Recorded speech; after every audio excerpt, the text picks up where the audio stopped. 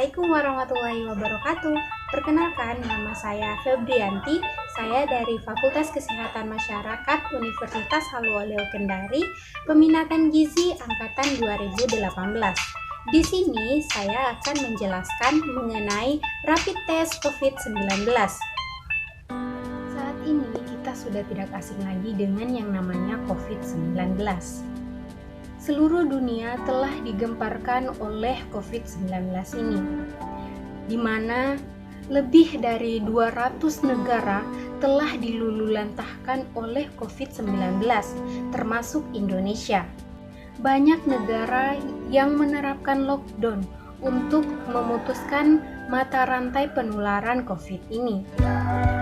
Cina sudah menerapkan lockdown dan sekarang sudah dinyatakan bebas dari coronavirus atau COVID-19.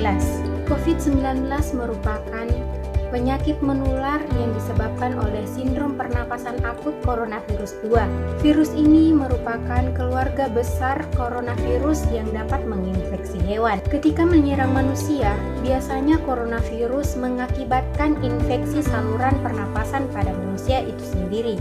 Saat ini, untuk data update COVID-19 seluruh dunia pada 10 Mei 2020 pukul 17.16 yaitu sebesar 3.855.788 yang dikonfirmasi. Sedangkan kasus yang meninggal yaitu sebesar 265.862 orang atau setara dengan 6,9%. Sedangkan untuk kasus regional Asia Tenggara yaitu 90.808 kasus yang dikonfirmasi, 3.204 kasus yang meninggal atau setara dengan 3,5%. Untuk negara dengan kasus virus corona terbanyak di dunia adalah Amerika Serikat dengan kasus mencapai 1.347.309 dan jumlah kematian mencapai hingga 87.037 kasus. Sedangkan untuk kasus Indonesia sendiri yaitu 14.032 kasus yang dikonfirmasi, 973 kasus yang meninggal, 2.698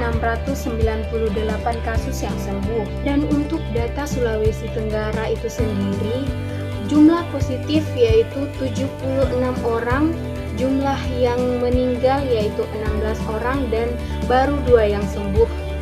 Nah, dari data tersebut sudah kebayang bahwa betapa jahatnya COVID-19 ini, di mana menginfeksi ribuan orang per hari dan akibat COVID ini ribuan orang pula yang meninggal. Nah, sehingga penting bagi kita untuk melakukan rapid test COVID-19 ini untuk mengetahui apakah kita terinfeksi virus corona atau tidak. Rapid test merupakan tes secara massal yang berfungsi untuk screening potensi positif virus corona yang ada di masyarakat. Jadi, ada 3 kriteria orang yang harus melakukan rapid test ini, di mana OTG, ODP, dan PDP. Status OTG adalah masyarakat yang tidak menunjukkan gejala, akan tetapi pernah melakukan kontak erat dengan pasien yang positif corona.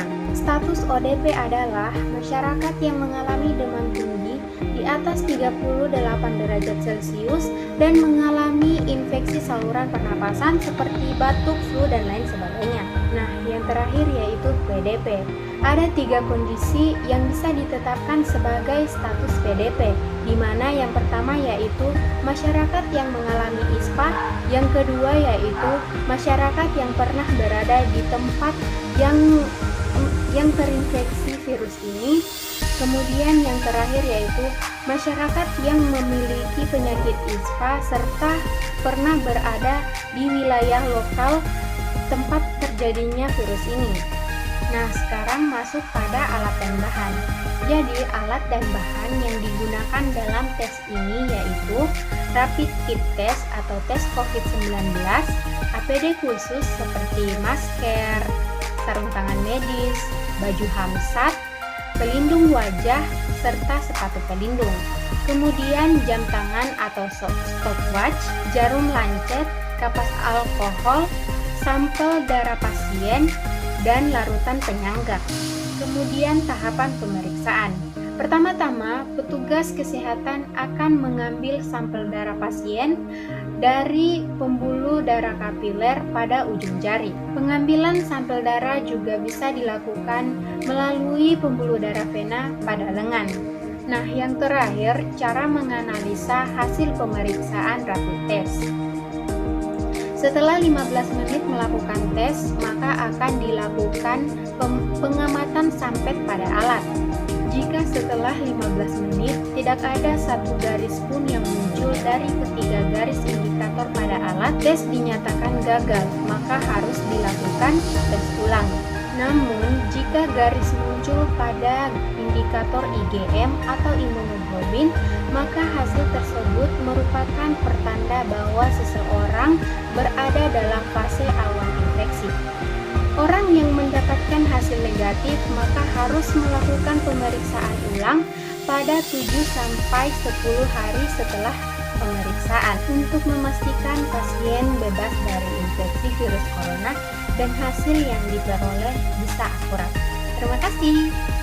Nah, itulah tadi penjelasan sedikit mengenai rapid test COVID-19. Semoga bermanfaat. Wassalamualaikum warahmatullahi wabarakatuh.